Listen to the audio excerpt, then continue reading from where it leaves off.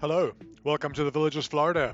My name is David. I'm a realtor with Florida Realty Investments, and if you want to know what's happening in the Villages real estate market, this is the show for you.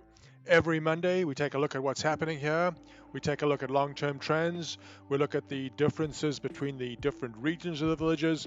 By the end of each weekly show, you'll have a very good understanding of the Villages real estate market, and it should make you a more informed buyer or seller. This week we have a lot of very interesting charts. There's some good news and some bad news, and we're going to get into all of that in detail as we begin this week's show.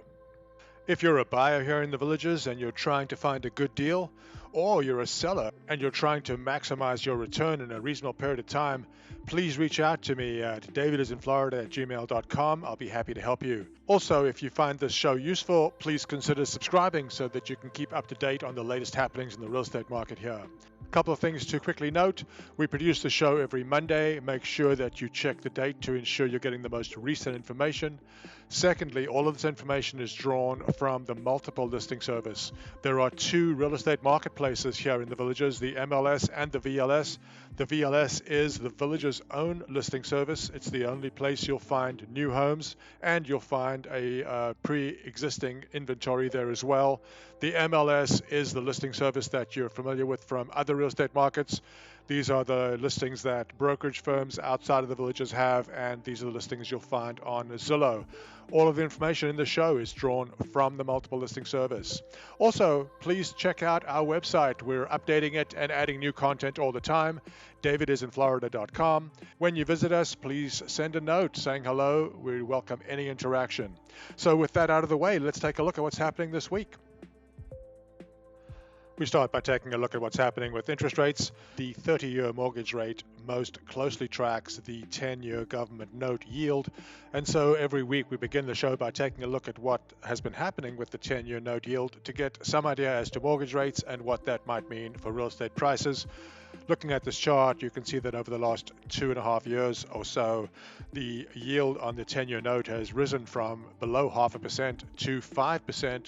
It subsequently dropped below 4. It's back over 4. What that means for mortgage rates is that rates have gone from under 3% to over 8%, dropped back below 7, currently hovering right around 7%.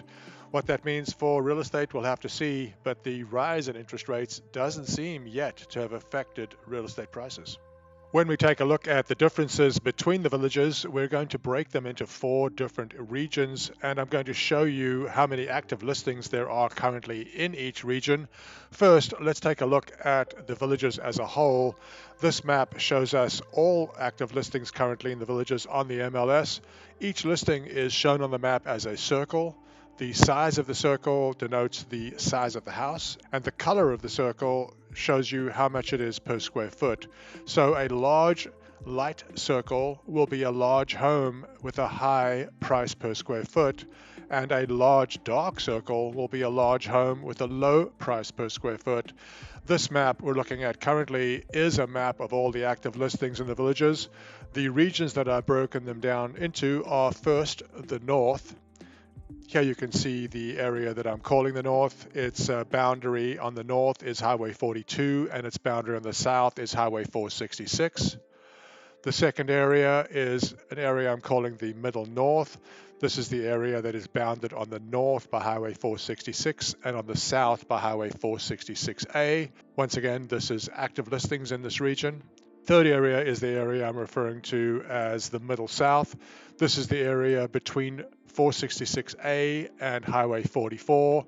And the final area is the area I'm calling the south, and this is all properties that are south of Highway 44. I would make the point that if you are a buyer in the Villages, you really should employ 2 agents. Without a VLS agent and an MLS agent, you will not be able to see all the properties that are on the market. VLS agents cannot show you MLS properties, and MLS agents cannot show you VLS properties. It is worth noting that in the south, the VLS has substantially more listings than the MLS. If you're looking to buy in the south of the Villages, you certainly should be looking at properties in both markets. We start by taking a look at total listings, and this is a long-term chart giving you some perspective as to the number of listings over time. This week, Total listings number 377, about the same as the 378 of last week, and elevated from the 313 listings that were in effect the same week a year ago. Prices for homes in the villages currently range from $155,000 to $2.5 million. Here we look at the median listing price per square foot for all listings in the villages, and this certainly is an encouraging chart because it appears as if over the last 6 to 8 months prices have stabilized and are turning back up. Currently, the median listing price for all properties in the villages is $264.03 a square foot, up from $262.10 last week, and an improvement from the $263.16 of the same week a year ago. Here we've broken down the regions of the villages as I described earlier. You've got the north, the middle south, and the south. What you're looking at here is the total number of listings, the median size of the properties, and the median price for the properties. So on the right, total listings, 377 in the villages. The median size of those properties is 1,537 square feet, and the median price for all of those properties is $395,000. In the north, there are 178 properties for sale. In the south, only 38. In the north, the median size is 1,392 square feet and a median price of $345,000. In the south, the median size is 1,506 square feet and a median price of $455,000. We can investigate any area of the villages to examine past sales or homes going pending to compare any offer that you might consider making on a house you want to buy here.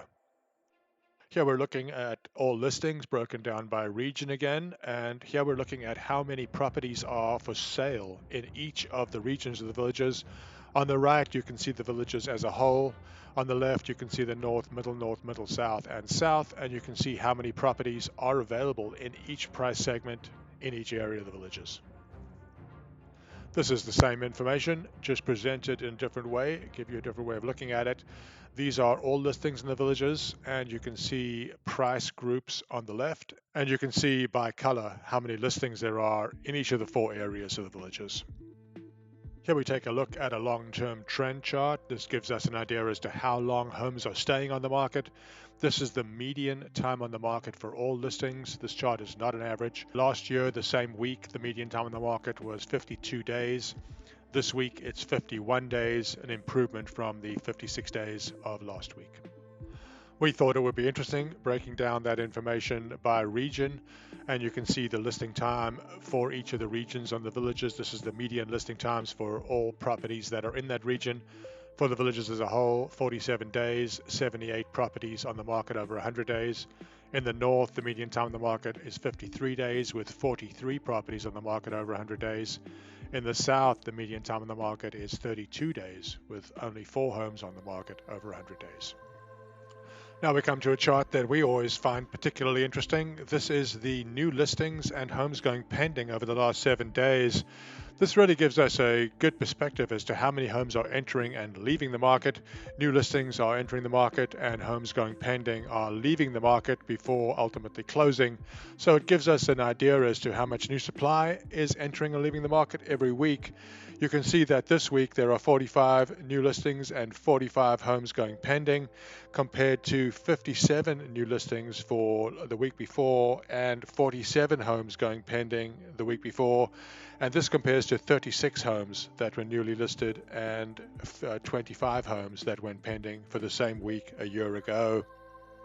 We had been using a 4-week moving average for these new listings and pending home sales, but because of the lagging effect, this chart certainly doesn't show any signs of improvement. It is interesting to see it from a longer-term perspective with short-term fluctuations removed, though.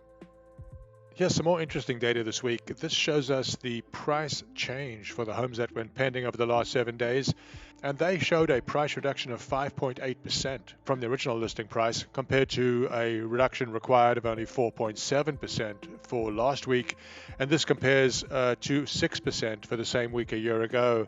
Keep in mind that on these price changes, we're looking at the price change for all homes that had a price change from the original listing price. This graph is more interesting than it might first appear. This shows us how long the homes that went pending last week had been on the market before going pending. 17 days, the median time, down dramatically from the 50 days that was in effect the week before, and about the same as the 20 days on the market for the homes that went pending a year ago. What's interesting is that last year, week by week, from the previous week to this week last year, the median time on the market dropped from 37 to 20, which is almost in half. This year, it dropped from 50 to 17. Certainly appears as if buyers are stepping up. Here's a chart I want to touch on very briefly. This shows the price per square foot on the homes that went pending last week. And the only reason I bring it up is because of the dramatic decrease we saw last week. Pending homes last week went pending at a price per square foot of $246.50, which is down dramatically from the $259.43 of the week before, and barely above the $243.38 that we saw same week a year ago. Now we'll take a look at homes that sold and closed last week. They numbered 24, almost twice the number of the previous week, which was 14, and almost exactly the same as the 23 homes that closed the same week a year ago. Interesting to note that of the 24 homes that closed, 19 were for cash, which is almost 80%. I think that's about the highest percentage that we've seen so far. Prices for the homes that closed last week ranged from just under $229,000 to $910,000. Here we look at the price realized per square foot on the homes that closed last week, and this is noteworthy. It dropped from 241 to 226 week over week, which is lower than the price per square foot on the homes that sold and closed the same week a year ago. As a matter of fact, this $226 a square foot was the lowest we've recorded since we started doing the show. The previous low was $227 a square foot, which was March 20th of 2023. Last year, the price per square foot also dropped this week from $245 to $237, but that decrease of $8 a square foot is dwarfed because this year the drop was $15 a square foot, which is almost twice as much. Now we can return to the region analysis where we've broken the villages down into 4 regions. And what we're looking at here, and what I should have mentioned before, on these types of charts, we're looking at the previous 60 days of data, whereas on all the other charts, we're looking at the previous 7, and the long-term charts show 7-day periods for each dot. Here we're looking at the number that sold and went pending in the villages as a whole over the last 60 days. And you can see the price segments on the left, and you can see by the color in which region of the villages those sales or going pending took place. We've also broken down those pending and home sales. Keep in mind, once again, this is the previous 60 days. And looking at this graph, you can get a very good idea as to what price ranges are popular in each of the regions of the villages. It shows you all regions of the villages on the right. You can see how many homes in each price range either sold or went pending. And similarly on the left, you can see the numbers for each of the price segments in each of the regions of the villages. And for those who've made it this far, this chart shows us what percentage of listings have reduced their asking price from the original listing price. This week, that number has jumped to almost 52% from 48.5% last week, and from under 49% the same week a year ago. Looking at this graph, you can see the percentage of all listings that have reduced their asking price from the original listing price. The situation worsened dramatically this week. Almost 52% of listings now have reduced their asking price, compared to only 48.5% last week, and compared to less than 49% of all listings a year ago. It certainly appears as if sellers are reacting to the current market environment. That is this week's show about the Villages real estate market. If you are looking to stay informed about the Villages real estate market, please consider subscribing to the channel. We will alert you to any noteworthy changes here, and every week we'll keep you up to date on what's happening here. If we could ask you to please like or engage with the channel, really would help us with the YouTube algorithm. Also, don't forget to visit our website at DavidisinFlorida.com. We're adding new content all the time, and as a matter of fact, the website will be revamped this week. So I hope to see you there. If you have any questions about life in the villages or real estate in the villages, please reach out to me at davidisinflorida@gmail.com. I hope to hear from you. Take care.